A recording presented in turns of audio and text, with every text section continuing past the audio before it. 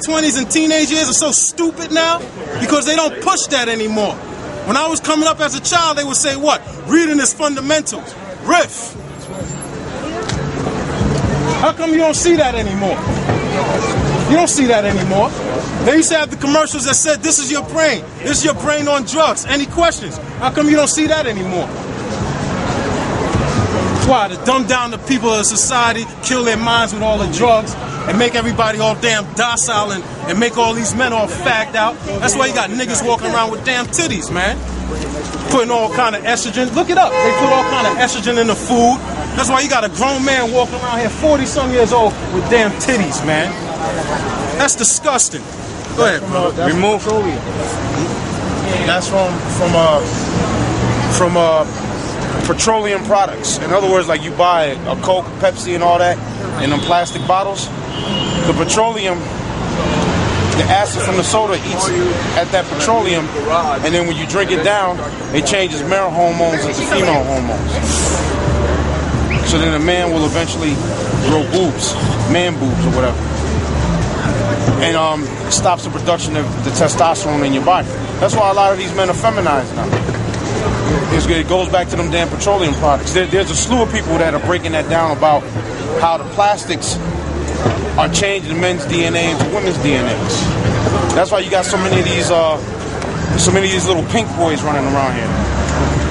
Niggas want to wear fuchsia. Niggas want to wear lavender. I know back in the day, I'm talking about the 80s. I ain't even talking about the 70s. I'm talking about the 80s. My grandfather and my uncle see me with some damn purple sneakers on. That would have been a problem. That would have been an ass whooping. Yeah. Even though purple is a royal color, they would have even had a problem with purple, let alone some goddamn pink. Niggas openly wearing pink. They go into the office, they got a pink tie and they got a pink shirt, a pink blazer, pink Timbs, pink Nikes. That's due to and then if you deal with soy products, soy has a lot of estrogen in it. So if you eat a lot of soy products, that has estrogen in it. So what is that doing? Because whatever you eat changes your DNA, it becomes a part of your DNA. And when you eat the food, your body breaks it down and it takes the nutrients out of it and it discards the waste. So the nutrients you're getting, that nutrients becomes a part of your DNA. That goes through your bloodstream to every cell in your body to feed the cells. And then those cells take those nutrients and do what? They grow and they reproduce. So the reason for the men's having low T in America as opposed to everywhere else in the world, it goes back to them damn petroleum products, soy, and that petroleum. Nah, come back. I just have to tell you. Okay, go ahead. Tell me what you have to tell them. It goes back to the soy and the soy products and the plastics. That's why you got a lot of people that's avidly against them damn anything plastic. Because them damn petroleum products, they change male DNA into female DNA. That's where all of that garbage comes from. And all that was done by design too. All that was done by design. Then not to mention the fact of the fluoride. The fluoride that you consume, pretty much anything you buy that's bottled has fluoride in it. The tap water in your house is fluoridated water. Fluoride was used in the Nazi camps during World War II. And fluoride is used to suppress aggression. That suppresses aggression, which goes back to testosterone. Fluoride suppresses aggression. And fluoride is also the major component used in rat poison. If you get some rat poison and read the ingredients, fluoride is the major ingredient in rat poison. Fluoride. So all these poisons and toxins you're taking in, and it's totally breaking us down, man. That's why now I understand why the Lord said in Matthew, the 24th chapter, if you didn't cut the time short, no flesh shall be saved. That's the reason. This man is a goddamn Frankenstein monster. And then the GMOs, the genetically modified foods, fruits and vegetables that's in your grocery store, that alters your DNA too. Anything out there that has no seeds in it ain't no good for you.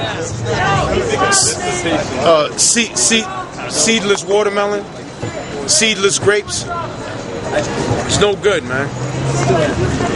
That's not the way that the Most High made it.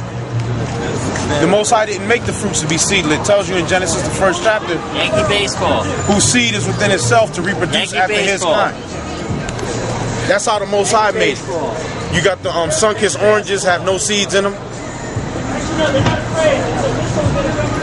Go ahead. They just passed the Monsanto, courtesy of the Obama administration. They just passed the Monsanto Protection Act. So basically, that gives them basically like immunity over the federal, gives them like immunity against the federal government. If the federal government goes and tries to pass legislation and say, okay, no more GMO foods, they'll be exempt from it because of the Monsanto Protection Act. Yeah, like you said.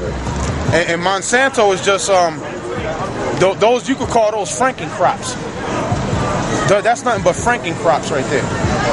That's a Frankenstein abominable creation.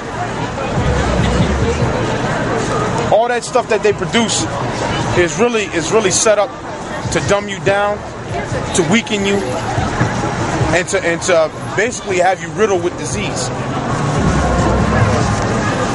That's what it's all about. Them genetically modified foods,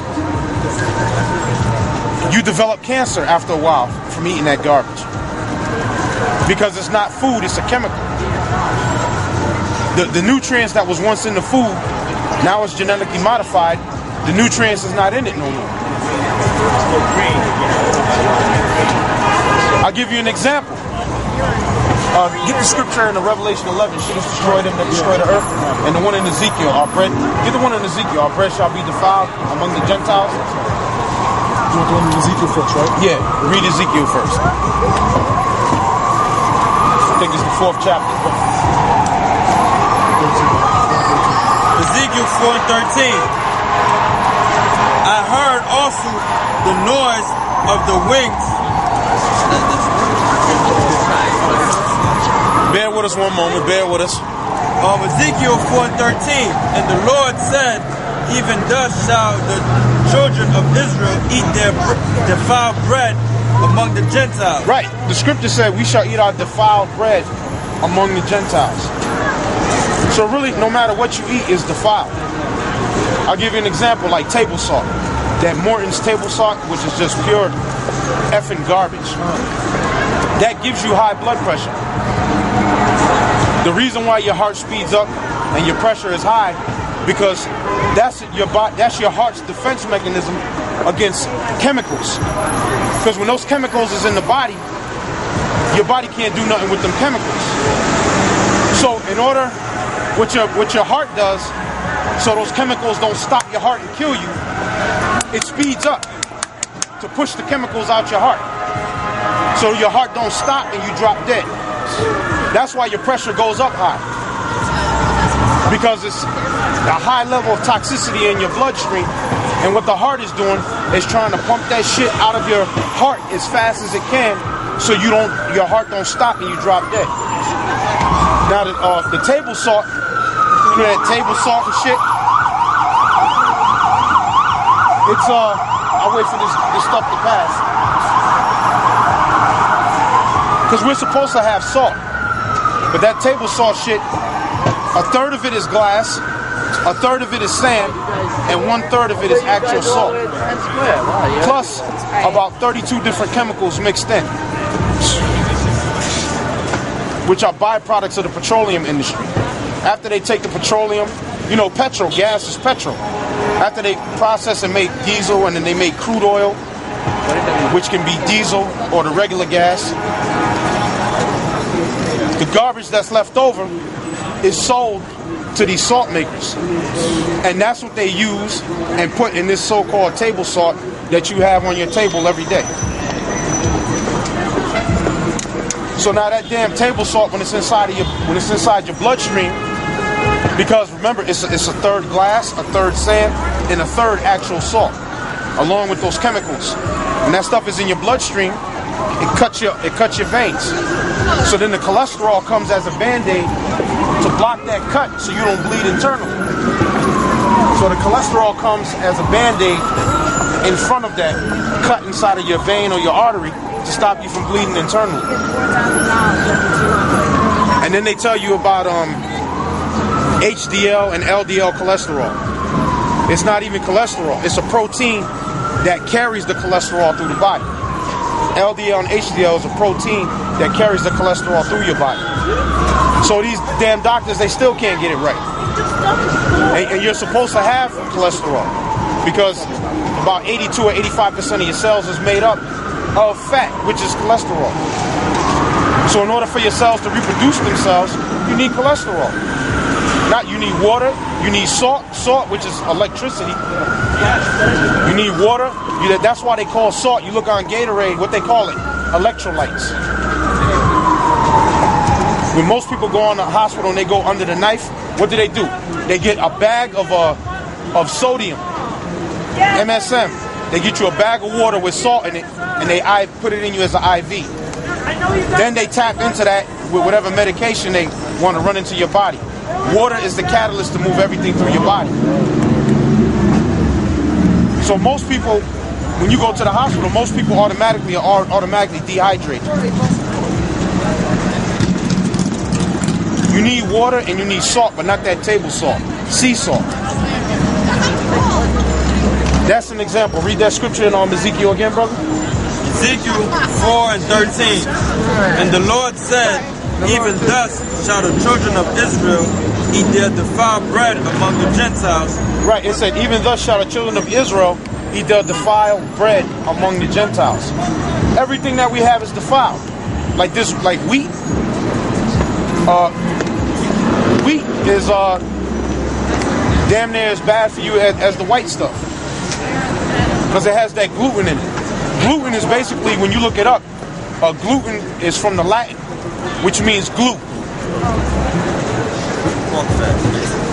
That's what gluten is glue. And that stuff clogs you up, and it makes it so that way it slows down your metabolism. It clogs you up. Gluten. That's why you go to a place it says gluten-free menu. They got products that don't have gluten in it. That's an example. We shall eat our bread defiled among the Gentiles. Now I was watching this documentary, and it was talking about cancer in the United States. And then the documentary was talking about how back in the 1920s, prior to that, the staple grain in the United States back then was millet. Now older people know about millet. Now they used to take the millet and make hot cereal in the morning. You know how you do it with oatmeal?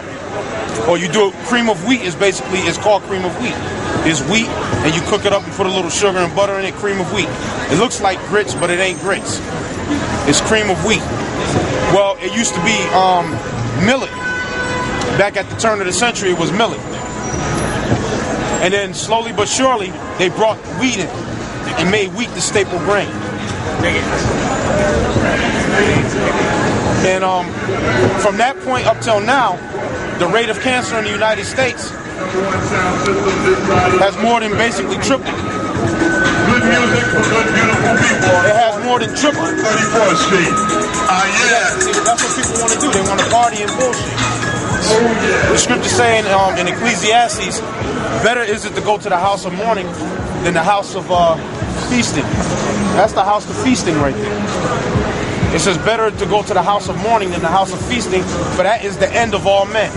That's why you always hear at the party, somebody gets shot up at the party all the time. Somebody gets shot up at the party. Because at the party what's going on is what? Adultery. You got all them damn women up there in the club. Oh, Friday night is girls' night out. And you got the girls out there blowing off steam. Yeah, they blowing off some steam. They blowing off cream. You got dudes sitting at home with the kids, and it's girls' night out. You know what happens on girls' night out on Friday?